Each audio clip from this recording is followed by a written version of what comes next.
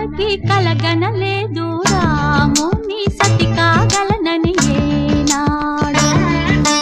రాముడు అనుకోలేదు జానకి పతి కాగలనని ఆనాడు. ఆనాడు ఎవరు అనుకోనిది ఈనాడు మనకు నిజమైనది.